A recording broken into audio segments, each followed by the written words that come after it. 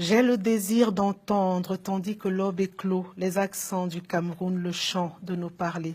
Je veux huir la musique de la langue douala dont je découvre sans cesse la somptuosité. Je veux que l'on s'exclame dans l'idiome pidgin, tandis que s'exhaleront des odeurs de maïs et celles des plantains que l'on fera griller sur un coin de trottoir de la ville de Douala, acheter des soya, entendre le chuchotis de la graisse qui s'écoule et fait chanter les flammes.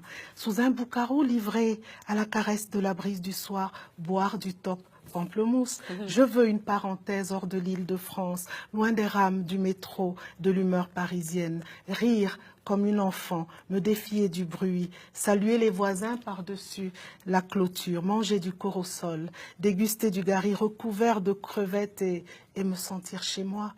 La terre qui me convoque à un chant dans la voix, dans lequel je discerne que je lui manque aussi. Emmenez-moi chez moi, à l'Anembamboa, kidnappe-moi un instant pour me rendre à moi, à l'Anembamboa. Je trouve ça magnifique. Merci ça beaucoup. Je suis presque émue. Oh, je suis désolée. Non, je vous en prie, merci beaucoup. C'est quoi l'appel?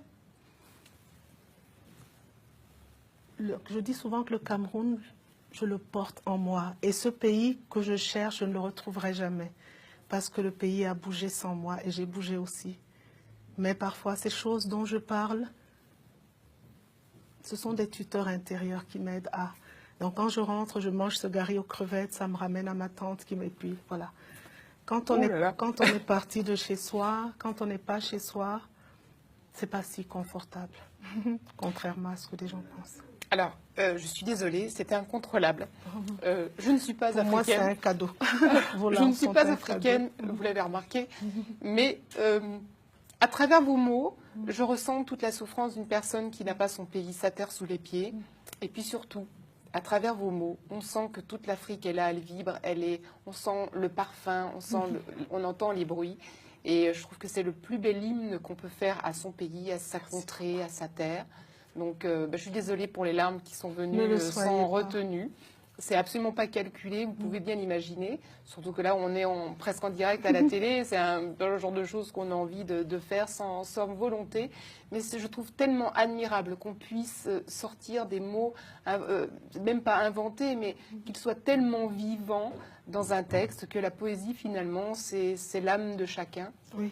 Et voilà, et c'est un très beau moment. Merci. On va être obligé de finir sur ce grand moment de poésie. Merci beaucoup, Chantal Épée, d'avoir partagé votre savoir, votre culture, votre poésie avec nous. Alors, je vous dis, bon, je suis la dernière larme qui coule. Je vous souhaite une bonne soirée. Et puis, je vous dis à très, très vite. Ciao, ciao.